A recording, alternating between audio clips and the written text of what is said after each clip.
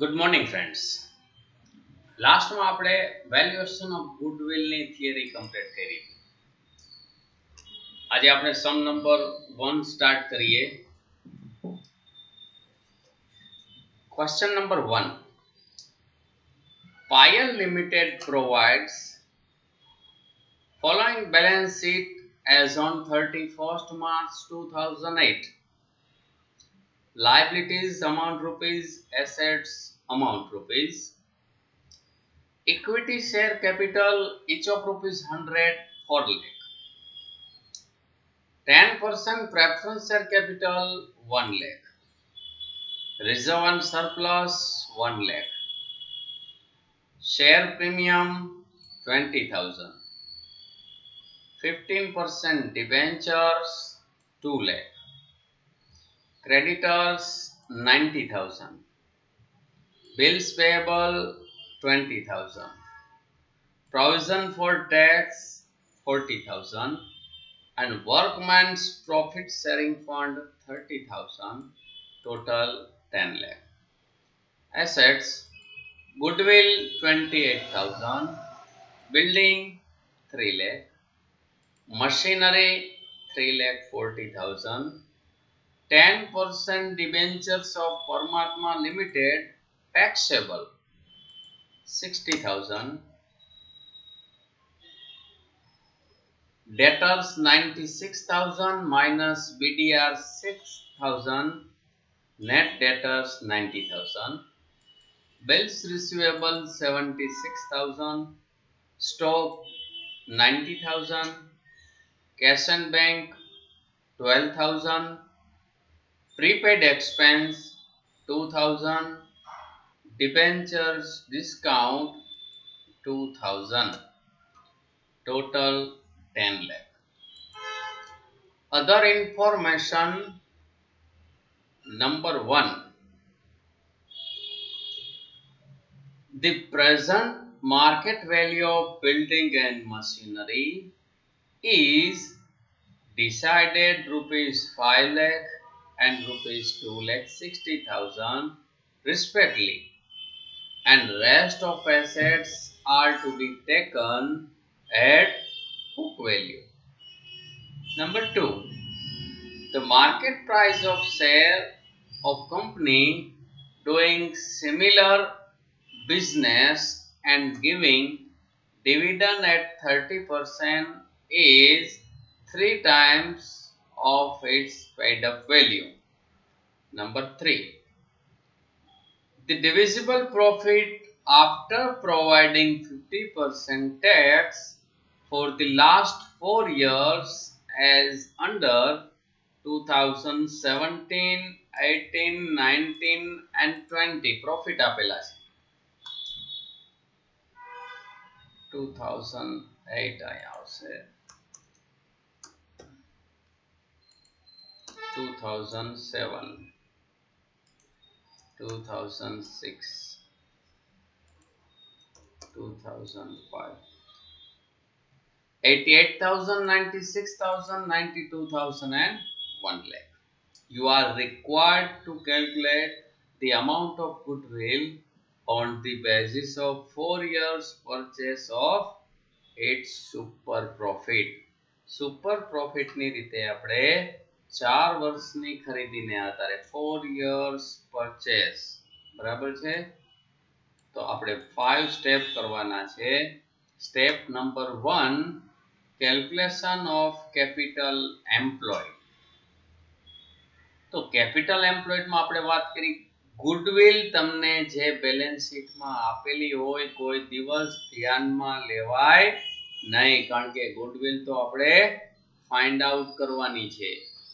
તો પહેલેથી આપણે જોતા જાય અને આપણે થોડીક સાઈઝ નાની કરી નાખીએ એટલે 2 પેજ સામે રહીએ તો આપણને વધુ ખ્યાલ આવશે.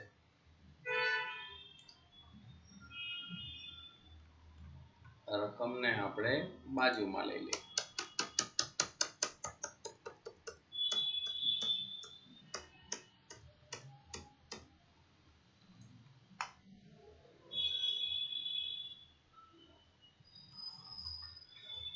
તો calculate of capital employed particular amount rupees. Total assets. તો ટોટલ એસેટ્સમાં જો અહીંયા એસેટ્સમાં ગુડવિલ આપી છે, કોઈ દિવસ ધ્યાનમાં લેવાય નહીં. પછી બિલ્ડિંગ આપેલું છે, જોવાનું એડજસ્ટમેન્ટમાં બિલ્ડિંગ આપ્યું છે તો કે આ એડજસ્ટમેન્ટમાં બિલ્ડિંગની પ્રાઇસ 5 લાખ આપી છે. જો એડજસ્ટમેન્ટમાં પ્રાઇસ આપેલી હોય તો એને ધ્યાનમાં લેવાની. તો આપણે અહીં લખ્યું બિલ્ડિંગ 5 લાખ. પછી બીજું મશીનરીની આપેલી છે તો કે આ મશીનરીની આપેલી છે 2,60,000. તો આપણે લખી મશીનરીની 2,60,000. આ બે ની આપી હતી આપણને એડજસ્ટમેન્ટમાં. બાકીની બુક વેલ્યુ લેવાની છે એવું એડજસ્ટમેન્ટમાં કીધું છે, અને ન કીધું હોય તો બુક વેલ્યુ જ લેવાની થાય. પછી 10% ડિબેન્ચર્સ ઓફ પરમાત્મા લિમિટેડ. હવે જો એસેટ સાઇડ આપેલું હોય આવી રીતનું, એને ઇન્વેસ્ટમેન્ટ કહેવાય. કંપનીએ ક્યાં ઇન્વેસ્ટમેન્ટ કર્યું છે તો કે પરમાત્મા લિમિટેડ બીજી કોઈ કંપની હશે, કારણ કે આપણી કંપનીનું નામ છે પાયલ લિમિટેડ, અને પરમાત્મા લિમિટેડમાં એને ઇન્વેસ્ટ કરેલું છે તો એ બીજી કંપની કહેવાય, અધર કંપની કહેવાય. તો એને નોન ટ્રેડિંગ ઇન્વેસ્ટમેન્ટ કહેવાય. આપણી કંપનીમાં ઇન્વેસ્ટ કરેલું નથી. નોન ટ્રેડિંગ ઇન્વેસ્ટમેન્ટને આ કેપિટલ એમ્પ્લોયડની વર્કિંગ નોટમાં ધ્યાનમાં લેવાય નહીં. તો એના પછી ડેટર્સ આપણે નેટ જ લેવાય. આઉટરમાં જે હોય ડેટર્સ છે 90,000, તો આપણે લખ્યા ડેટર્સ 90,000. પછી બિલ્સ રિસીવેબલ 76,000, તો બિલ્સ રિસીવેબલ 76,000. સ્ટોક 90,000, તો આપણે લખ્યું સ્ટોક 90,000. કેશ એન્ડ બેંક 12,000, તો આપણે લખ્યું cache and bank 12,000. Prepaid expense 2,000, તો આપણે લખ્યું પ્રીપેડ એક્સપેન્સ 2,000. ફિક્ટિશિયસ એસેટ્સ ધ્યાનમાં લેવાય નહીં. આપણે એના વર્ડ્સ લખાવેલા જ છે થિયરીમાં. ડિબેન્ચર ડિસ્કાઉન્ટ ને ફિક્ટિશિયસ એસેટ્સ કહેવાય, તો એને ટોટલ એસેટ્સમાં ધ્યાનમાં લેવાય નહીં. આનો ટોટલ કરી તો આપણને મળ્યો 10,30,000. સેકન્ડ કોલમમાં મૂકવાનો, એની સામે લખવાનું ટોટલ એસેટ્સ ઇન્ટુ બ્રેકેટ એ. પછી ટોટલ લાયબિલિટીઝ. તો લાયબિલિટીઝ સાઈડ આપણે જોઈ તો ટોટલ લાયબિલિટીઝમાં અહીંથી સ્ટાર્ટ થાય છે કે 15% ડિબેન્ચર્સ, પછી creditors, bills payable, provision for taxation અને વર્કર્સ પ્રોફિટ શેરિંગ ફંડ. આ બધી લાયબિલિટીઝ છે. તો આ બધી જ લાયબિલિટી આપણે અહીં લખી નાખવાની છે. 2,90,000, 20,000, 40,000 and 30,000. એનો ટોટલ કરીએ તો 3,80,000. એની સામે લખવાનું છે total liabilities into bracket B. તો net assets is equal to A minus B. આ આપણો એ છે અને આ છે બી. એ માંથી બી લેસ કરી તો આપણને 6,50,000 મળે. પછી શું કરવાનું છે તો જોવાનું કે લાયબિલિટી સાઈડ પ્રેફરન્સ શેર આપેલા છે તો કે હા, પ્રેફરન્સ શેર કેપિટલ આપેલી છે 1 લાખ. તો પ્રેફરન્સ શેર કેપિટલ આપણે લાસ્ટમાં લેસ કરવાની છે. Less preference share capital 1 lakh એટલે 5,50,000 આપણને capital employed equity shareholder નહીં મળે. જો આ 6,50,000 6,50,000 છે એ શેર હોલ્ડર નહીં કહેવાય. એમાં ઇક્વિટી હોય અને પ્રેફરન્સ હોય. આપણે ઇક્વિટીની જોતી હોય તો લેસ પ્રેફરન્સ શેર કેપિટલ કરી નાખવાનું, એટલે આપણે જે કેપિટલ એમ્પ્લોયડ જોઈએ છે એ આપણને મળી જાય. તો આ ફર્સ્ટ વર્કિંગ નોટ આપણી પૂરી થઈ 5,50,000. સેકન્ડ વર્કિંગ નોટ આપણે જોઈ number 2, calculation of expected profit. Expected profit is equal to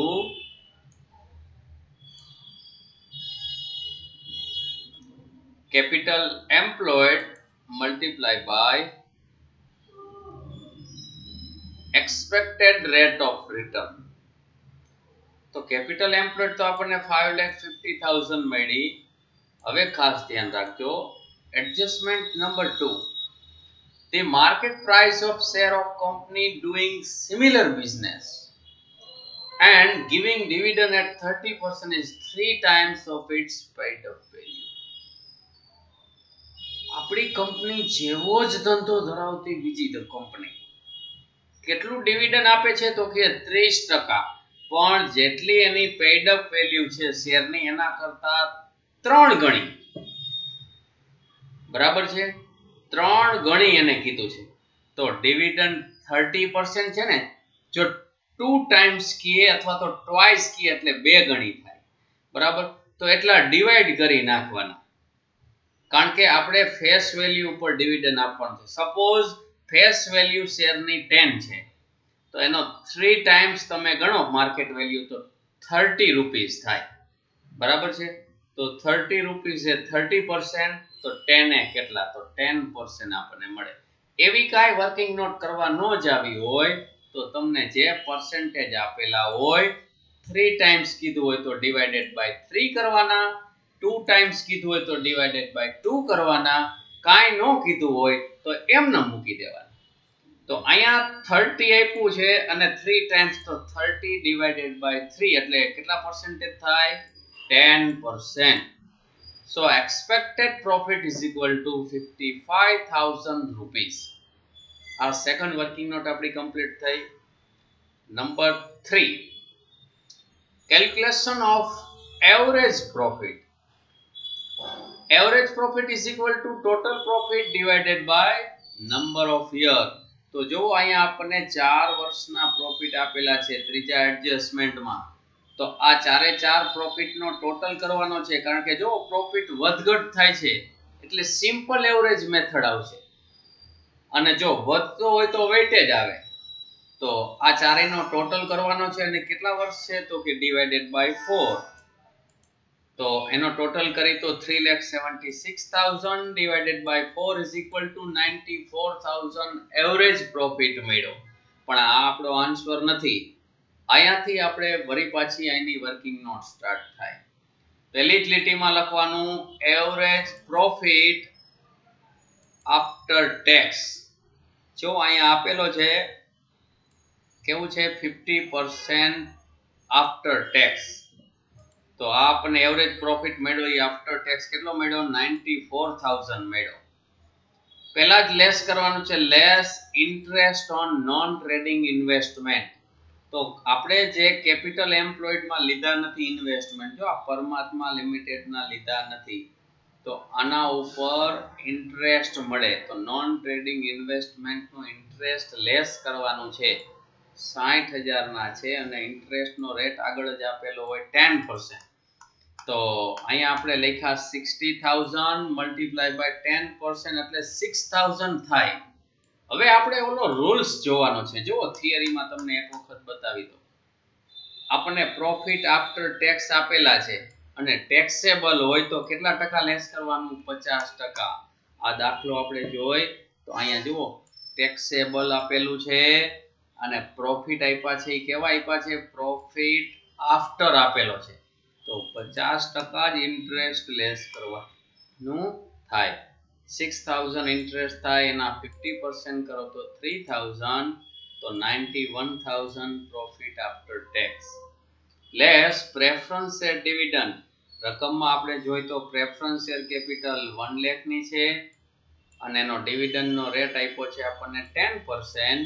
તો 10,000 પ્રેફરન્સ શેર ડિવિડન્ડ, 91,000 માંથી 10,000 લેસ કરો તો 81,000 નેટ એવરેજ પ્રોફિટ આપણને મળ્યો. હવે number 4, calculation of super profit. આ 3 વર્કિંગ નોટ થઈ જાય પછી તો એકદમ ઈઝી છે, પછી કાંઈ કેલ્ક્યુલેશન કરવાનું છે નહીં. કેલ્ક્યુલેશન તો સાચું પહેલી અને ત્રીજી વર્કિંગ નોટમાં જ છે, સેકન્ડ વર્કિંગ નોટમાં એ કાંઈ છે નહીં. ફોર્મ્યુલા મૂકી અને ડાયરેક્ટ જ કરી નાખવાનું. Super profit is equal two average profit minus expected profit. Average profit આપણને મળ્યો 81,000 અને એક્સપેક્ટેડ પ્રોફિટ સેકન્ડ વર્કિંગ નોટમાં છે 55,000 is equal to 26,000 rupees. Next number 5, calculation of goodwill. So goodwill is equal to super profit multiplied by number of purchase year. તો 26,000 and number of purchase year અહીં તમને કીધું છે 4 year purchase. તો multiply by 4 is equal to 1,04,000 rupees. તો અહીંયા આપણો સમ પૂરો થઈ જાય. તો આ રીતના સમ તમને 20 માર્કમાં પૂછી શકે તો તમારે ખાસ ધ્યાન રાખવાનું. એકદમ સહેલા દાખલા છે. આ જ રીતની પેટર્નના આ જ રીતે વર્કિંગ નોટ કરી અને આપણે બધા જ દાખલા કરવાના થશે. બરાબર છે. એટલે અમુક વર્કિંગ નોટ તમારે થોડુંક ધ્યાન દઈ જોઈ લેવાનું. ખાસ કરીને વર્કિંગ નોટ તમારે આ ધ્યાનમાં રાખવાની છે કેપિટલ એમ્પ્લોયડની. એસેટ્સ તમે લેતા હોય ત્યારે નોન ટ્રેડિંગને તમારે ધ્યાનમાં લેવાના નથી. અને બીજું ફિક્ટિશિયસ એસેટ્સને તમારે ધ્યાનમાં લેવાની નથી. આ બાજુ ટોટલ લાયબિલિટી લેવાનું છે. શેર કેપિટલ કે રિઝર્વ આપણે કાંઈ ધ્યાનમાં લેવાનું નથી. બરાબર છે. અને જે એસેટ્સ આવે એમાંથી લાસ્ટમાં પ્રેફરન્સ શેર કેપિટલ લેસ કરી નાખવાની. એક્સપેક્ટેડ પ્રોફિટ એના ઉપરથી મળી જાય. જો તમને 4 વર્ષ આપેલા હોય તો એનો એવરેજ પ્રોફિટ લ્યો અથવા તો વેઇટેડ લ્યો. એ બેમાંથી કોઈ પણ એક મેથડ હશે એ તમને મળી જાય. પછી આ જ સિક્વન્સમાં તમારે વર્કિંગ નોટ સ્ટાર્ટ કરવાની થાય. હજી જો અહીંયા તમને પ્રોફિટ બિફોર ટેક્સ આપ્યો હોત તો પહેલા લેસ ઇન્ટરેસ્ટ થાત, પછી લેસ ટેક્સ થાત અને પછી લેસ પ્રેફરન્સ શેર ડિવિડન્ડ થાત. બરાબર છે. અને નંબર 4 અને 5 એ વર્કિંગ નોટ 1 2 3 થઈ ગયા પછી એકદમ ઈઝી થઈ જાય. તો અહીંયા આપણે આ સમ કમ્પ્લીટ કરીએ છીએ. નેક્સ્ટ લેક્ચરમાં નેક્સ્ટ સમ જોઈશું. Okay, thank you very much.